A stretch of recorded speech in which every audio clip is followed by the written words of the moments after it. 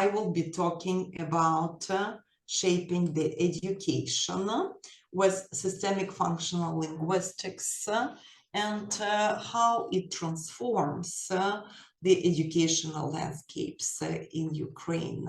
So we'll look a bit at my background and we'll understand how systemic functional linguistics became a part of my work. And then I will briefly, and I hope effective is a key word today, I hope that I'll effectively explain how systemic functional linguistics can help in developing academic literacy in our students and doing so many good things to the learners, not only of the English language. Then we'll look at the key tenets of SFL, and finally we'll complete this lecture with talking about the pedagogy that is closely connected with systemic functional linguistics, which is also called systemic functional approach, or the approach to developing academic literacy in students. So, a couple of words about myself. I am a graduate of Kirovograd Pedagogical Institute. Now it's Kropivnitsky. It's in the center of Ukraine, central Ukraine.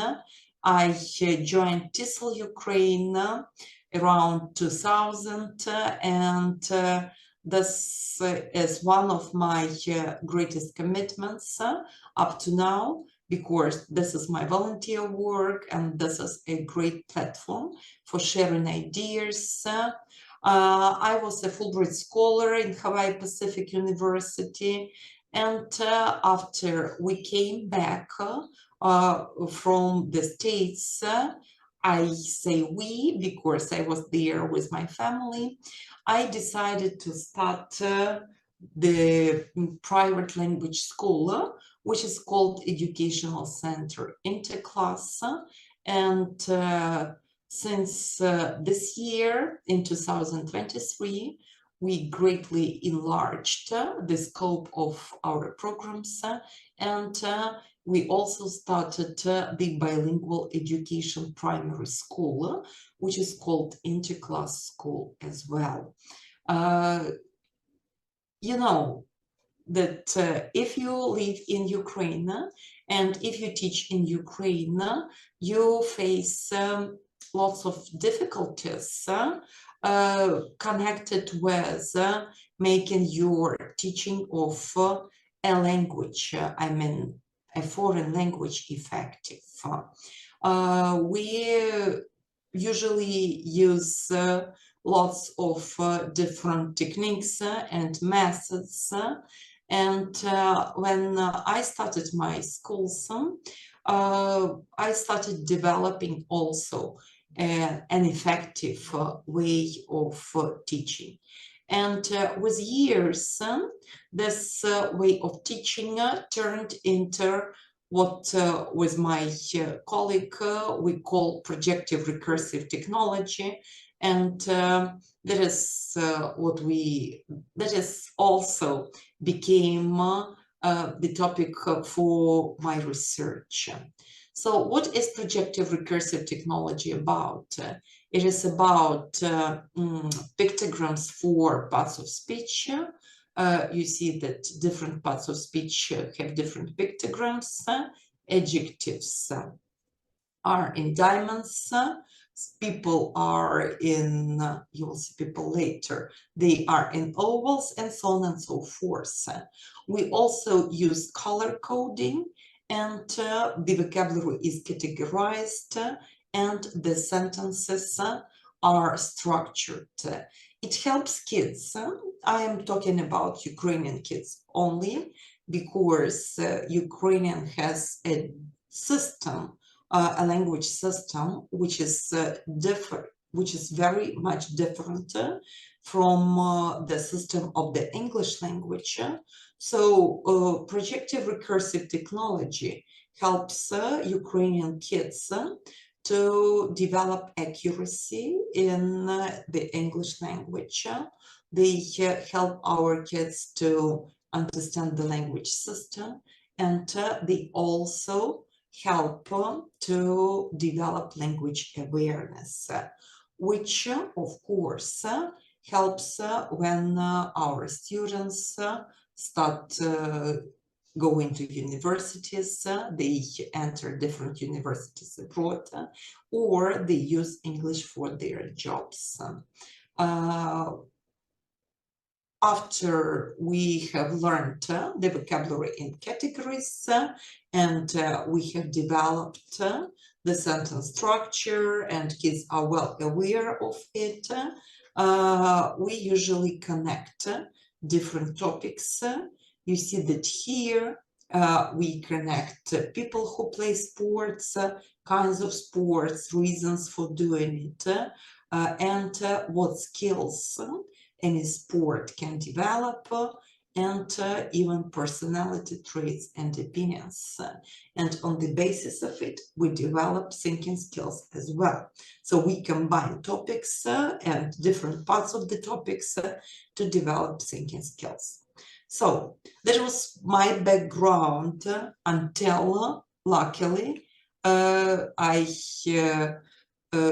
got some understanding and ideas of systemic functional linguistics, which helped much because of the war, and also much was due to the help of Dr. Ruslana Westerlund, who lives and works in Madison, Wisconsin, and who is Ukrainian herself.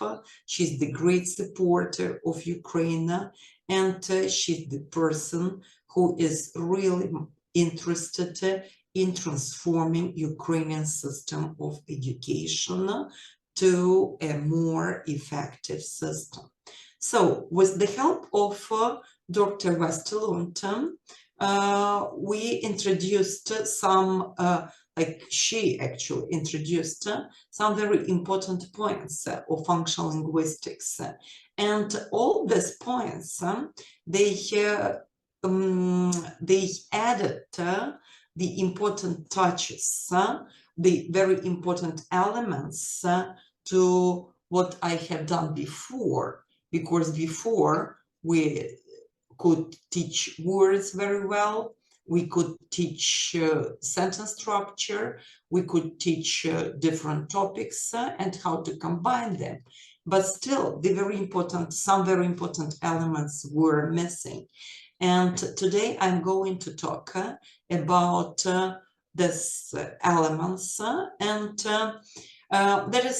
that today I will give you my brief understanding of what systemic functional linguistics is and how we actually can use it to transform our education for better.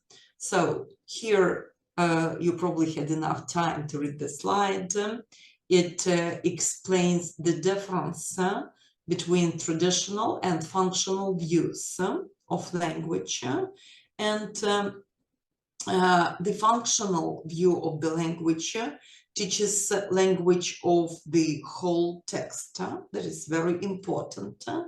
Another important moment is that language is a system of choices in the context, and we take context first, and then we think of how the language does it, what the language uses to create this context. And it helps us to understand that language is not the production of structures, but it's the living of life. So here is the most important person to me by this moment is Dr. Ruslana Westerlund, and she gracefully was conducting workshops during the whole academic year to TESOL-Ukraine and to TESOL-Ukraine members, actually to TESOL-Ukraine members, and she shared the ideas, the materials, and also she helped a lot to lead us through the difficult concepts, through the concepts that we found difficult. And Ruslana was able to make them really useful for all of us. Ruslana's work is based on the works of two very important authors in the field. They are Beverly Derivanka and Pauline Jones.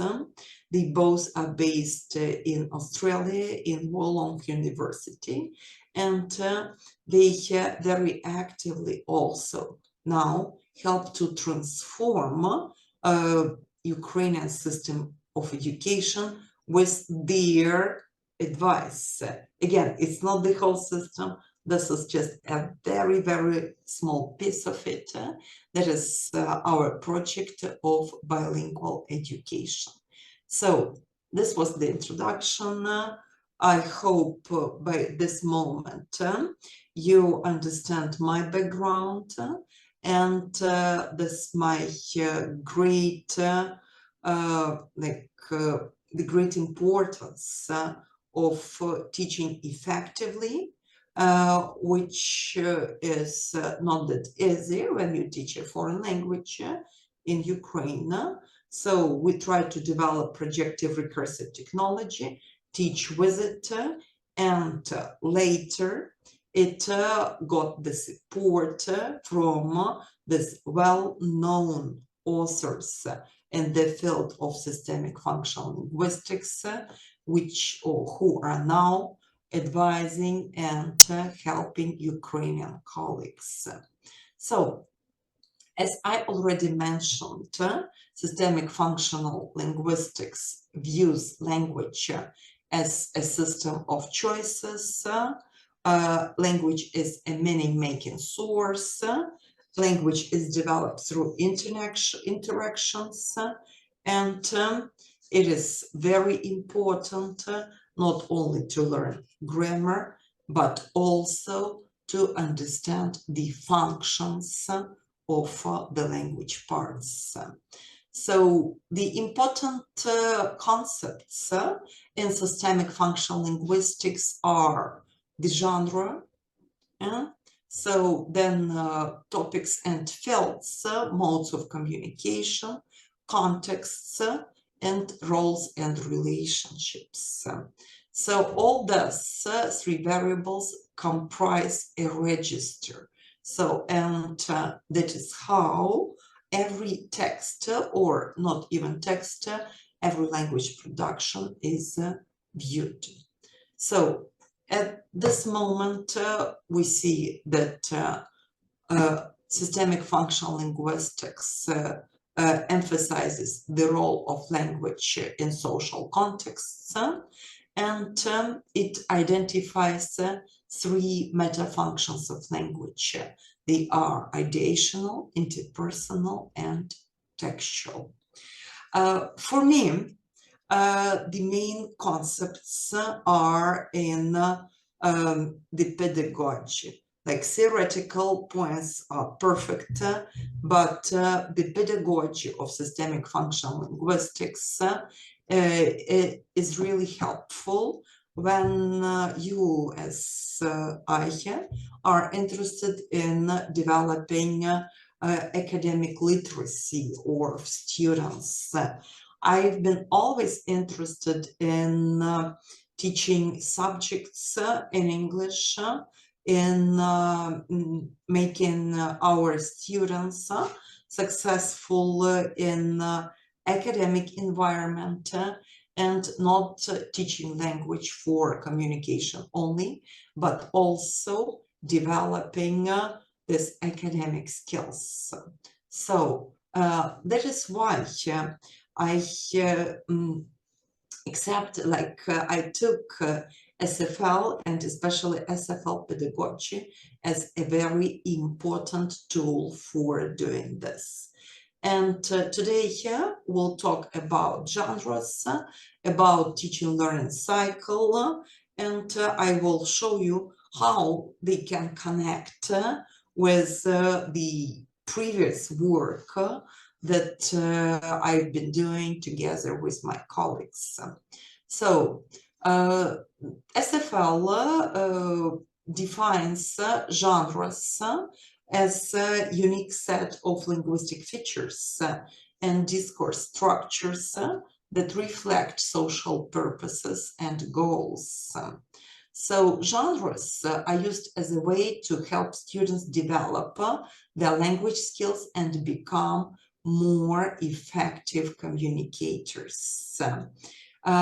There are lots of genres and they differ from what we usually understand by a genre. They are not a thriller, a detective story, or a romantic comedy. In genres, SFLs, in SFL genres, they are represented as very typical text variations that have the linguistic features and discourse structures. So, and genres may be culturally specific, but also they may be spoken, written, and multimodal texts. Here is the list of genres that have already become parts of curriculum in Australia and in the US. They are language for appreciating and creating story worlds, which is a narrative, narration, recounts, when we tell what happened about the past, for telling how to do something, procedures, it's when we talk about instructions, language for observing and describing the world. I already showed you some maps with sports. They can be the background for this language. Here we explain, classify, or just here we classify, describe, compare. Language for explaining how and why shows us causes and effects, language for persuading others, and language for inquiry. So here is the very brief description of every genre. So narratives, descriptive, compositional, comparative, and classifying reports. I'm here, yeah. Factual recounts. When we are talking about recounts, also here are biographies, autobiographies, and historical recounts.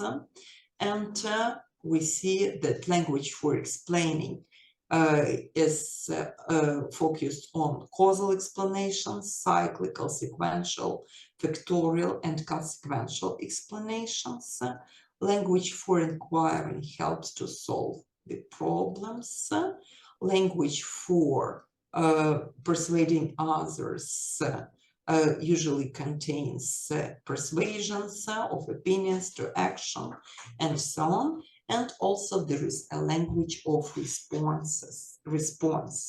So this information is taken from common curriculum genres, and you see the authors, Drs. Beverly Derivanka and Pauline Jones, who, as I already mentioned, are the founders of the approach living now in Australia. So when we look at the genres from the other angle, we'll see the same. Here are the genres, the subgenres, and the cognitive skills that they develop.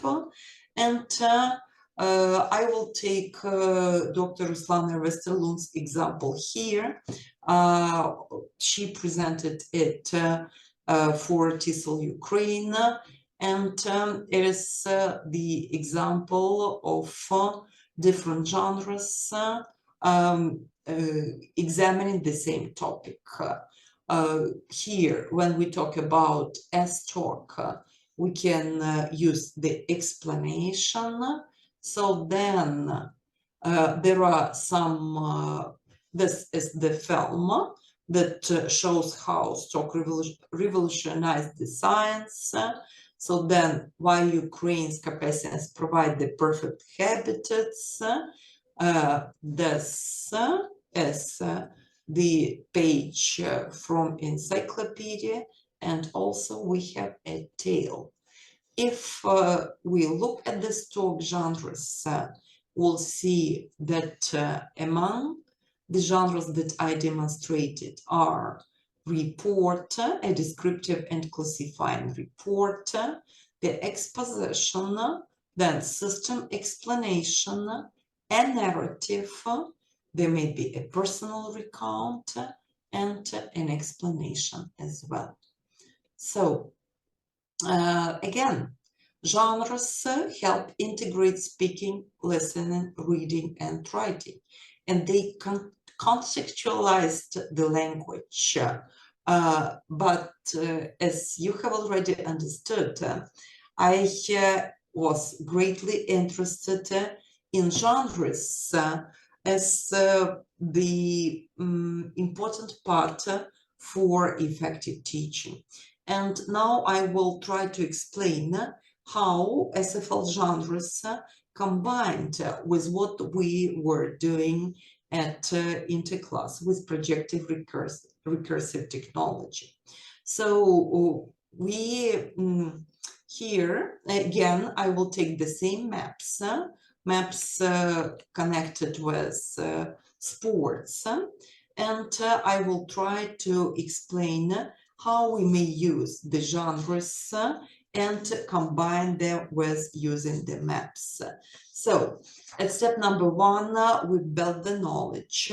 So we may do it with classifications when we classify, and it actually helps to build the foundation for further explanations and descriptions, because here we may talk about different groups of sports, where the sports, like places for playing sports, the equipment that is needed, and so on and so forth. After this, we may use another map, which also helps to structure the sentence, but we may use this map for description. You see that if we think of a sport, we may describe it using the idea what type of sport it is, what kind of sport it is, where it is played, what equipment it requires, what clothes it requires, what's protective gear, and the injuries it causes. Here, we may also practice expanding noun groups, which is one of very important skills at SFL pedagogy, because if we can package the information, if we can give more information with concise structures, with complex sentences, it means that we are developing in the language. So with this map, we can practice procedures. We can talk how sports are played, and what what usually the sportsmen do, but also we can talk about the reasons. We can think of causes and effects, why people play sports, what the sports give to people, and what they develop in people. We also can look at the sports using the procedures. So we can explain how a sport is played, and after this structuring, we can teach the recounts, because recount is what we have already experienced, and a recount of a football game may be easily based on the procedure, like what happened first, second, third, and so on. And the recount may also include these important steps.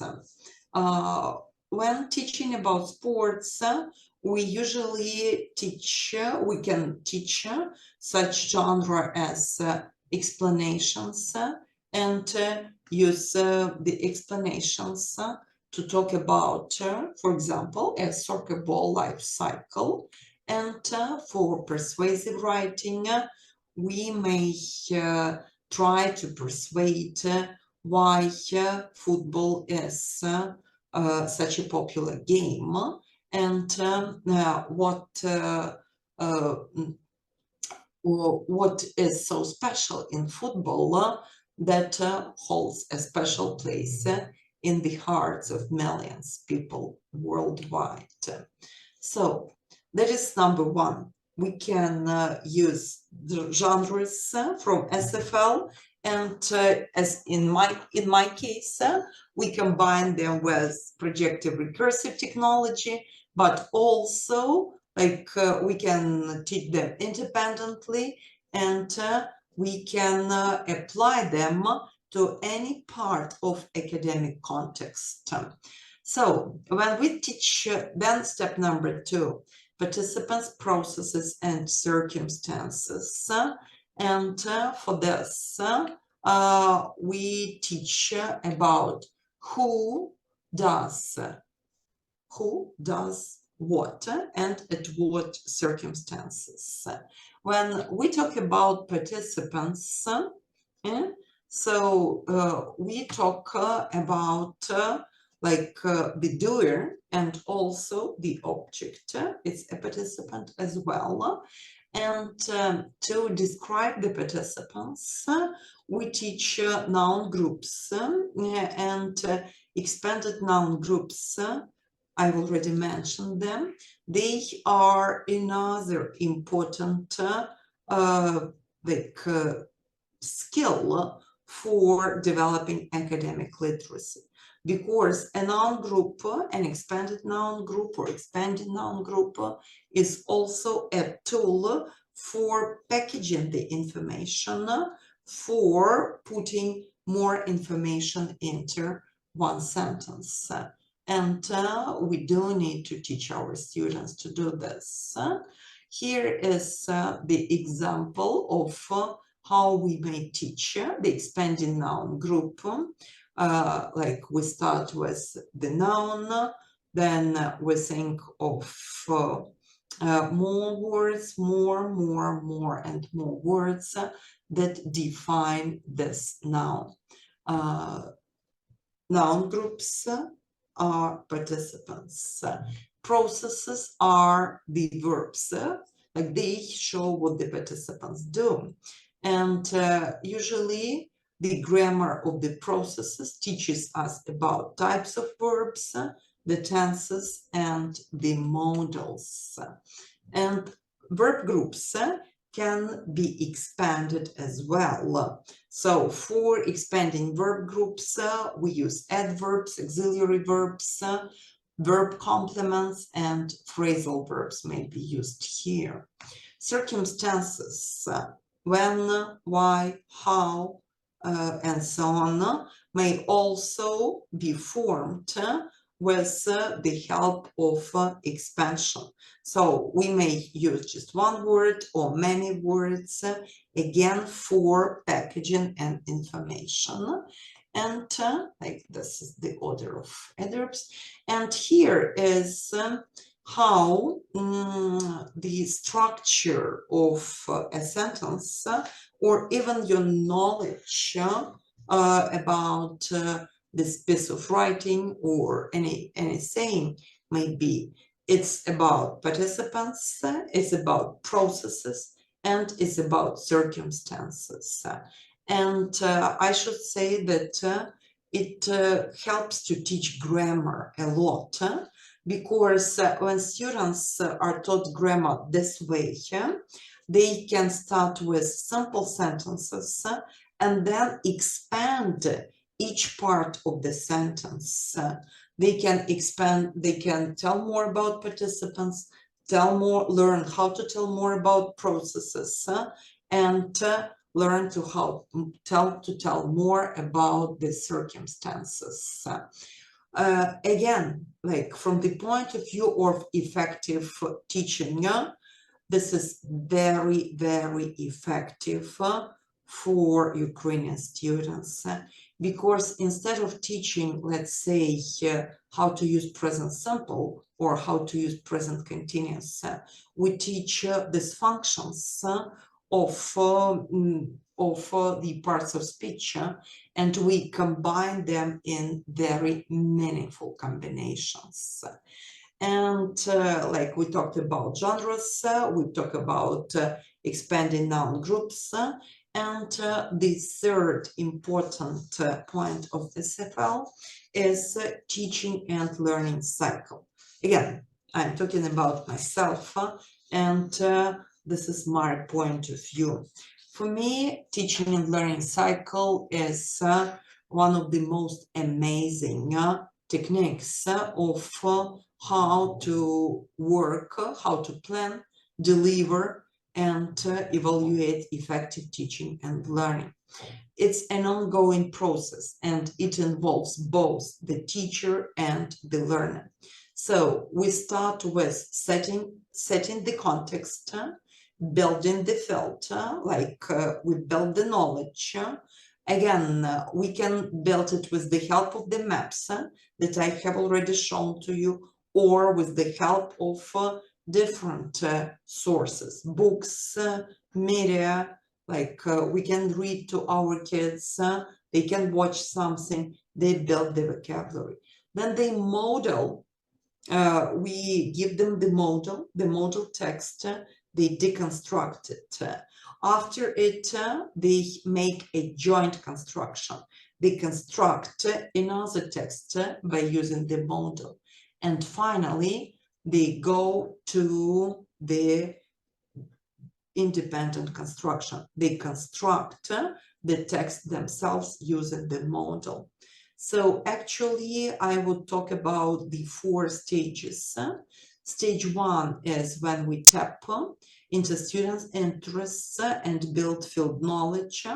Then we model examples of the text. At the 3rd stage, we jointly negotiate and construct the text. And finally, the students do the independent construction of the text. So actually, it looks like this when we start with the deconstruction, then joint construction and guided practice. Then we do shared practice with collaborative construction. They may construct joint construction as done with the teachers, and collaborative construction is when the students construct something by themselves. And finally, a student or some students start writing texts of their own. Like, this sounds very simple, and you may say that everyone does this. Actually, no, because if you watch the videos of systemic functional approach, like proponents, you will see that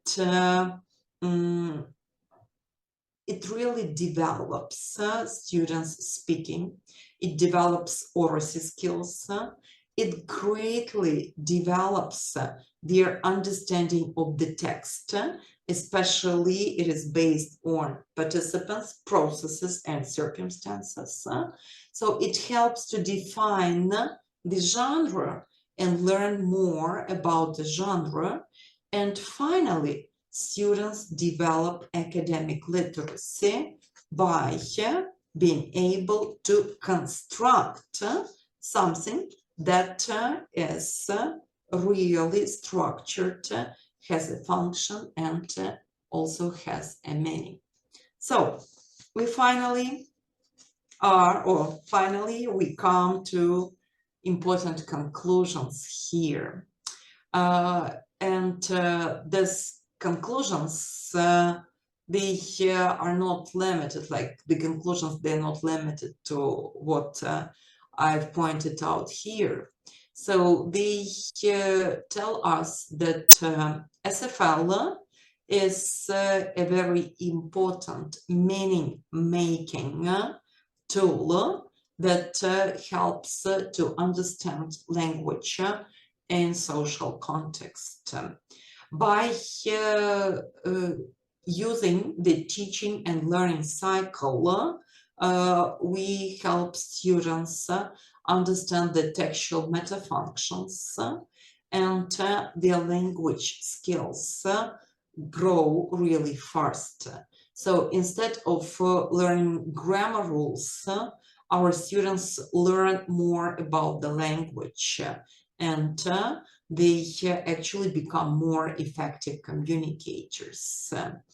And I would say that the principles of systemic functional linguistics are great for applying in ELT classroom, but also, and here we create an environment that greatly helps to develop thinking skills, to develop reflection, to develop a language. But I would also say that SFL is very, very, very important when we teach, when we do CLIL, when we teach subjects in English or in a foreign language, because what we do, we just do not copy the structure of the Ukrainian lesson, for example, in maths, but we define what genre is there. We try to see the features of the genre, and we help to reflect, we help our students to reflect it, or to reflect on genre building, on how the genre is structured. And finally, we help our students to create their own their own sayings, their own anything. It may be a text as well. So their own work using the important features of the genre. So again, I would like to stress that using this very important tenets of SFL, such as genres, then participants, processes, and circumstances, and teaching and learning cycle, has greatly improved what we do at Interclass, at the educational center that I teach at. And I hope that with this presentation, we also will make another step for introducing systemic functional linguistics to the wider scope of people, and showing how it can effectively change the educational landscape. So thank you so much.